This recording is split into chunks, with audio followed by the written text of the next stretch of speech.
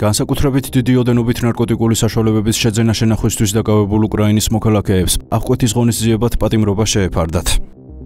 არსებობს მტკიცებულებები მართალია, რომლებიც ადასტურებენ, რომ ეს იყო ნარკოტიკული საშუალებით დიდი რაოდენობით, მაგრამ ეხლა ველოდებით ექსპერტის დასკვნას, რომელიც სუნის მიხედვით სუნი აუღეს და სუნის მიხედვით აქ ქონდა თუ არა შეხება ამ ნარკოტიკულ საშუალებას და ეს უკვე გადამწყვეტი იქნება და მერე გვექნება საბოლოო გადაწყვეტილება. გავეცანი საქმის მასალები გადმოგვეცა კანონი დადგენილ ვადაში და დასაცავი პირი ამ ეტაპზე იყენებს დუმილის უფლებას. Სასამართლომ სრულად გაიზიარა ბრალდების მხარის მიერ წარმოდგენილი მტკიცებულებები და ორივე ბრალდებულს აღკვეთის ღონისძიების სახით შეუფარდა პატიმრობა. მიიჩნია, რომ დასაბუთებული იყო სამივე ფორმალური საფუძველი, მათი მხრიდან როგორც ახალი დანაშაულის ჩადენის საფრთხე, ასევე მიმალვის და მტკიცებულება და განადგურების რისკი. ბრალდების მხარე მათ ედავება ერთ ბრალდებულს ნარკოტიკული საშუალება მეთადონის შეძენა შენახვას, ხოლო მეორე ბრალდებულს ისევე როგორც მეთადონის, ასევე ნარკოტიკული საშუალება ალფა-პვპ-ს უკანონო შეძენა შენახვას. დიახ, როგორც მოგეხსენებათ, ერთ-ერთი ბრალდებული საცხოვრებელი ოთახის ჭრეტის შედეგად ამოღებული არის